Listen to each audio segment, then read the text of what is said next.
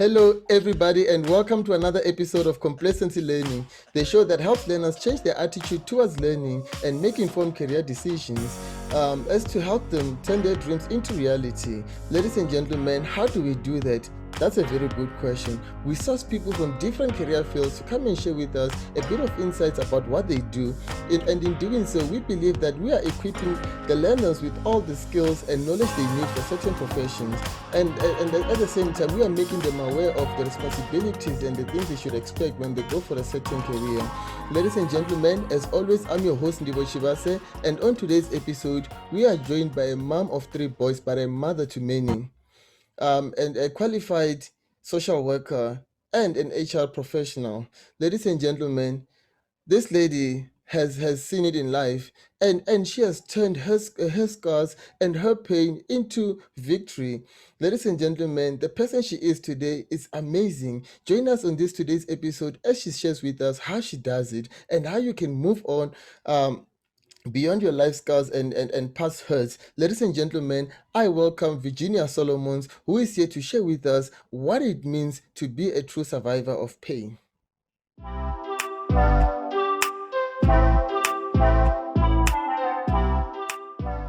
Hi, Virginia. Welcome to another episode of Complacency Learning. How are you doing today? I'm good, Ndi. Can't complain. I'm also very happy to be here. Great. You know, they say every day above the ground is a blessing. So and it's also amazing. So I have to say that I myself feel amazing. And also I'm happy to have you on today's episode. So before we Thank carry you. on, all right, Thank you. awesome. Before I dive into the first question, can I ask you to actually introduce yourself? Okay, I'm Virginia Solomons, and you can give me people anytime. People are my passion, or should I rather say my passion equals people plus people. And I'm a qualified social worker. I'm also a qualified HR professional. And I worked as a social worker for a number of years, and then I branched into human resources. And that's where I find myself.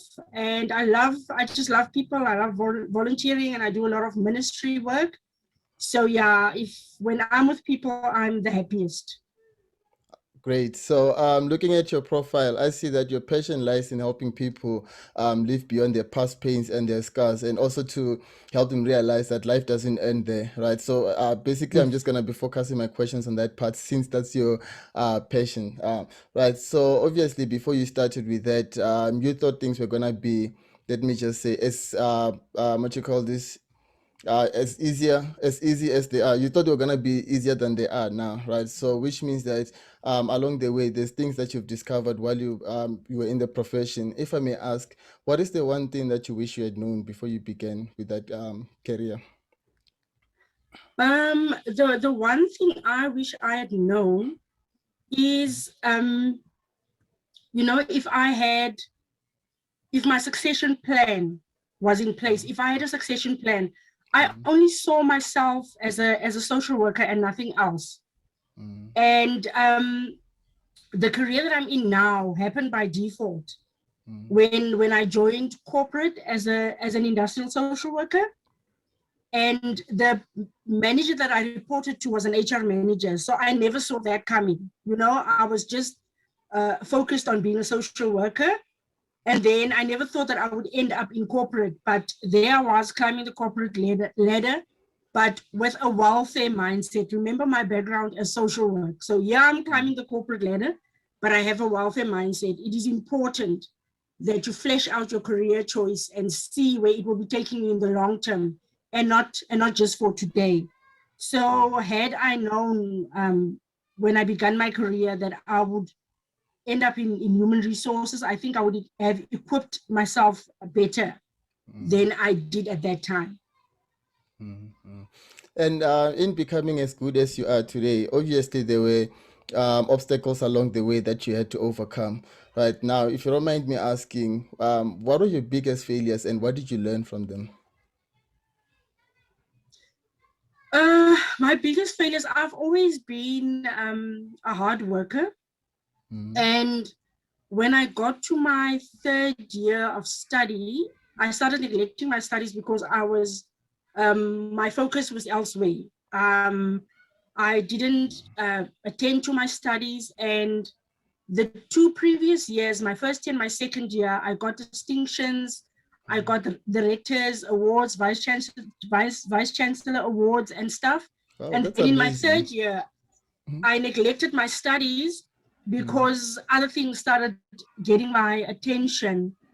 And I realized that I was distracted. My attention was not around when I vowed to study and to make my mom and myself proud. So that was for me the aim and the objective, that I wanted to make my mom proud and myself proud. And in my third year, as I said, I neglected my studies and I had to make a U-turn, and I did and passed with accolades. Wow. And I've never ever neglected any of my studies again, nor allowed disturbances to distract me from my goals. So I try to remain focused at all times. And once my goals are set, I try to focus and make sure that I attend to those and not allow anything or anybody to distract me from my plans and my goals. So that was my biggest failure, and it's good that it happened then, and I could learn from that and not make that mistake again. Well, that's actually impressive, eh? Like I have to say, right? So I love what you do, right? And I believe that I'm not the only one who loves what you do, right? So obviously there's people that would like to pursue the same career as the one that you are in. To those that are considering that, what advice can you give to them? Um, if you, the thing is, you have to have a passion for people, Mm, but most of all, you have to have an inherent need to serve people. mm, mm, Sometimes just passion is not enough, mm, mm, because people can get too much at times, and then the passion goes. However, your servant heart will pull you through. mm, Your aim should be serving people if you want to be in human resources, mm, or even in social work for that matter. So whatever you do, always be prepared to listen. mm, And remember, you need to hear and listen with both ears. And you need to be present. When you attend to people, you need to be present, not be distracted by other stuff. mm, So if you know you love people and you are willing to serve people, mm, then the race is half won. mm, Then you are halfway into being an HR person or a social worker. mm, So it is important that above everything else, you need to have a servant heart. mm. Wow, I have to say that your passion is very attractive. Eh? Like you can see that this thing of helping people, like you said, it came by default. It's something that's within you. It lives in you, right? So that's no wonder why you're Yeah. doing a great job at it. Because you're passion, you're driven by Thank you. passion. That's great. So then now building on to the next question. What are the resources that you have used that have best helped you along the way? Like what have you read or what have you listened to currently that inspired you? I love reading true stories, autobiographies, and memoirs, Mm, especially the stories of people who have overcome extreme difficulties to be where they are today. Those are the stories that I love reading. And even movies. I watch movies that are true stories. And mm, these stories help me to realize that when things are not going well or the going gets tough, that is when I realize and I hone into these stories, and I remember the stuff that I read about other people, and I mm, realize it's not the end of the road. It's just a bend in the road, and that I will grow beyond my current circumstances. So true stories always give me that push, help me realize that, you know what, this is not the end. mm, Push forward and grow from whatever situation you are in. And then from a business point of view, I've been reading Peter Block's Flawless Consulting, as I am a consultant, and mm, always look at ways to up my game. So that was the last book, the business book that I was reading. So mm, um, reading is important, because it always helps you to move beyond where you're currently at. So yeah. So Just true stories are my passion.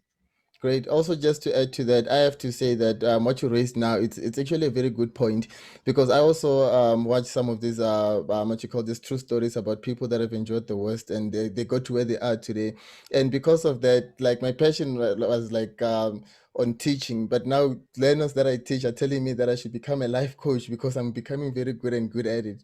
Right. I think all that just by listening to people who actually inspire me. I mean, you can be inspired a lot by other people, you know. So going on to the next question, speaking of people who inspire you, are there any people, let me just also let me rephrase it.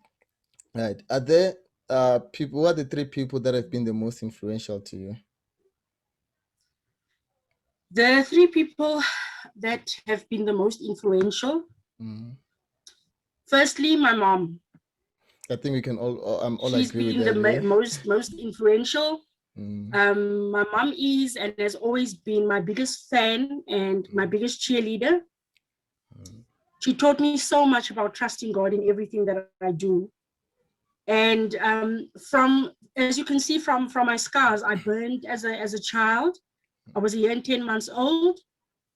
But my mom was the one that always made me feel that I can do anything, that I belong in this world. She would always encourage me. She still does. She really is my biggest fan and my really, she's my diehard cheerleader. So she's the one. And then the next person, it's not one person, it's my siblings. I'm the youngest of 8 children. My siblings have been with me through thick and thin, and they've always believed that there's a special place for me in this world, and that's how they raised me. So being they always took care of me, always inspired me. I was telling my sister the other day, I've got a desk, you know, the thing where you put your pens in. It's a heavy, a marble little block, and you can two pens in your desk. And my one older sister for me when I was in grade 9, and she said to me, "You will have your own office one day." And at that time, I didn't believe. It's in my office. It's standing on my desk. And I've had it there. So they always believed and they always encouraged me to go after my dreams. And the third person, it's my teacher, one of my teachers that stood out. He believed in me. He believed in my scholastic abilities when I didn't believe in myself nor my abilities. He pushed me to give nothing but my. He really pushed me out of my comfort zone. And one must remember that you don't grow in your comfort zone. You grow when you are pushed outside of your comfort zone and you become uncomfortable. And that's where he pushed me. And I also pushed myself and gave nothing but my best. And as a youngster, if you have a teacher that is pushing you outside of your comfort zone, as uncomfortable as it might be, you will thank him or her later, because they can see things that that don't see at all. That teacher saw in me things that I never saw in myself. And I realized at a later stage what my teacher was really trying to do, and I still thank him to this day. Those are the three groups of people that really made an impact and influenced my life. Judging from what you just said now, I can say that they did a really great job. I mean, look at you now passing it on, you know. And I'm really sorry to hear about this, such story, but the fact that you're here and that you managed to pull through all the challenges of life, it's really amazing on its own, and I'm really inspired by that. Hey, so moving on to the next question, right? Obviously, now there's in each and every profession there's like a myth, right? People would say whatever about certain professions. Right. So I like to use the one of education because I mean I'm a teacher, right? I'm in the education field. So they say that teachers work lesser hours compared to other professions, of which I believe is false. I mean, there's a lot of things that teachers need to do, like administrative work, making sure that they plan the lessons accordingly, and they mark the scripts. Like, they do a whole lot of things, right? So which means that they tend to work more hours compared to other professions. So Yeah. speaking of the one that you're in right now, which is a social worker, is there any other myth that you would like to expose the falseness of? Okay. The social work that I do now is mostly part-time, community work and stuff, but I'm a full-time human resources professional. Mm, So in business, they normally say HR does not add value, mm, or it is not a cost generator in the business. So mm, finance will say they take care of the finances. Operations will say we make sure that the business continues and all of that. HR, mm, you don't do anything. You don't save any costs, or you don't bring in any money. mm, And then I would always tell them, like, without HR, the business struggles to run properly. Where there are people, those people's needs in the workplace needs to be attended to. If mm, left unattended, the business mm, bottom line will be affected. And that's what people don't understand. mm, A human being is not like a machine where you can just put a little bit of oil on and mm, fix the screws and the nuts mm. and the bolts and all of that, and there the machine goes. A Yeah. human being has to be Mm, nurtured, and if mm, they're not nurtured properly, you can mm, forget that you would get any productivity out of that person. mm, Nobody attends to people like HR can. When the mm, people are okay, the business is okay. mm, So when the people are not okay, the business suffers, and that mm, is money down the drain. mm, And mm, HR interventions prevents money from going down the drain, and people don't understand that. If mm, without HR, the business cannot function. HR is as mm, important as finance. mm, The CEO's most important relationships in the organization is the finance person, the financial wealth, and mm, the HR person with the human capital wealth of the organization. mm, So with those two relationships intact, and HR mm, making sure that people are attended to, HR interventions are in line with what the people need, the mm, business, HR is contributing to the of the business. mm, So the myth that HR does not generate an income, it's not true. mm, We make sure that the bottom line continues to operate. mm.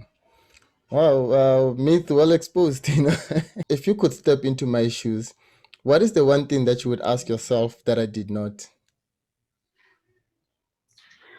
The one thing that I would ask is, if given another chance Mm, and I could come back as a teenager, mm. would you still choose this career, and why? That is the one question I would ask. That's a great question. I'm actually Um, impressed by that question. I can't wait to hear the answer. Look, my answer to that would be, I could never be in a career where I don't serve people. Mm, So it would definitely be the same career choice, be mm, it social work mm, and HR. Again, mm, mm, I would still do the same career. I cannot imagine myself doing anything else other um, than serving people in this capacity. mm. No, Yeah, that's great to hear that actually. So again, it's just put an emphasis on the on your passion. That, yeah, passion. Like, when you're driven by passion, everything becomes possible. Look at you now, even yeah. enjoying what you're doing. So for our listeners, to those that would like to connect with you, where can they do that online? Okay, I'm on Facebook and LinkedIn as Virginia Solomons. My website is still under construction, and on Twitter, I'm Blue Eyed V. Mm. I'll just put everything at the bottom of the screen so that people can access it easily.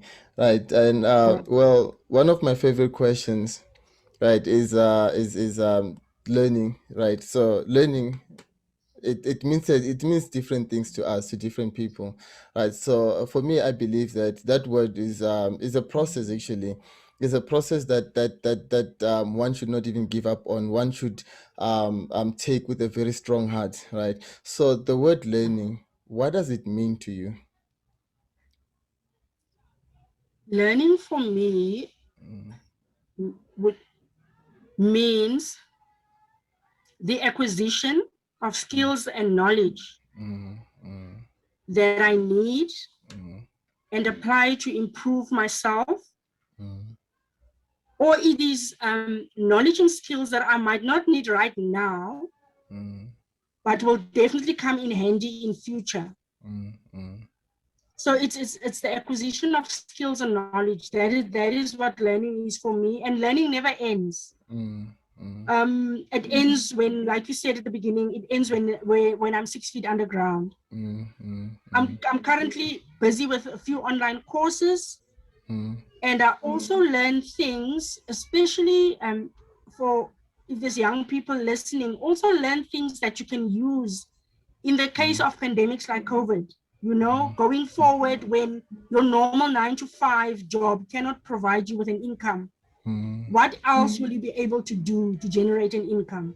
So don't focus on getting yourself equipped for a 9 to 5 job, or for a business that can be hit hard by any pandemic, be it COVID or anything else.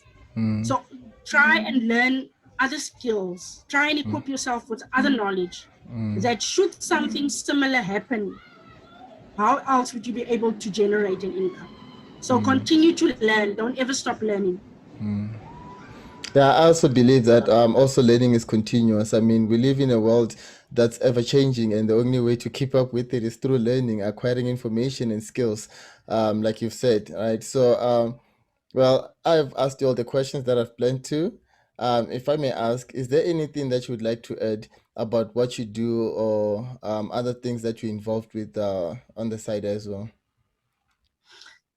Yeah, I'm also a public speaker, and I speak a lot about, you mentioned it at the beginning about how we should not allow our scars to hold us back. My scars have actually propelled me into being who I am today. I didn't allow my scars to detract me or to block me from the person that I'm destined to be. Scars, whether visible or invisible, they can hold you back if you allow them to. Past pain, wounds, all of that, it can stop you from growing or from becoming who God has destined you to be. So rather use your scars to move you forward in life, and that is the talks that I have. People carrying unnecessary baggage, people not wanting to forgive, and just how to really embrace your scars and be who you were destined to be. So if you remember nothing else about what I said today, remember that if you don't start focusing now, then when? And if it's not you, then who will do that? And when it comes to your self-image, you not being happy with your self-image, just remember what's right with you is your starting point. And what's wrong with you is beside the point. You shouldn't focus on that. Focus on everything that is right and positive in order for you to move forward, and never stop learning.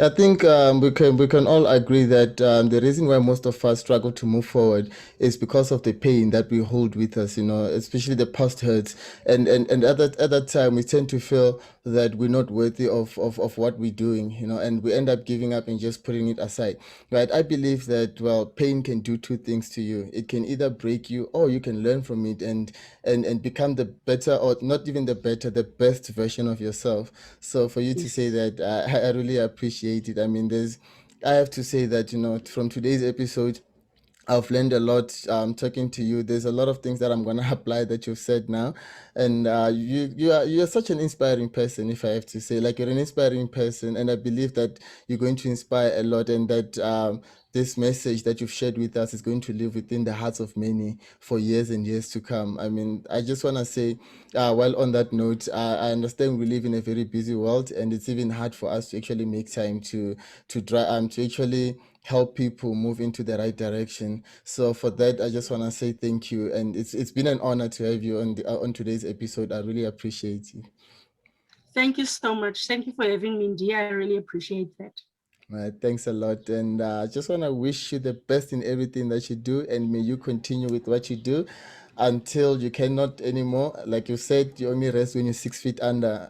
I believe that a lot Yes, of us need you, because a lot of us we tend to suck on our pain, and then we just lie in bed the whole day or just watch movies because we just yes, feel that the life has come to a standstill. And with people like you doing such a great job, I believe that a lot of us, instead of just feeling sorry for ourselves, then we're gonna find that strength to actually pick ourselves up and keep moving forward. So I yes. No, thanks. definitely. You can I either allow your pain to pin mm, you down or to mm. push you forward. True, There's true. no other two choices. Yeah. And the choice is yours. It is yours. It is yours. Yeah, it's yours. Once again, I cannot thank you enough, but really, I'm really grateful. It was only a pleasure. It was a pleasure and an honor to be in your show. Thank you for inviting me. Not a problem. Thanks a lot, And all hey. of the best to you too. Thank you, thank you, and I shall keep moving. Just you said from our previous conversation that what I'm doing is going to touch the main. If it might not even touch as many people now, but in future, people Yeah. will live The next to generations. yes, yes. The next generations will Yes. find it Yes. very helpful.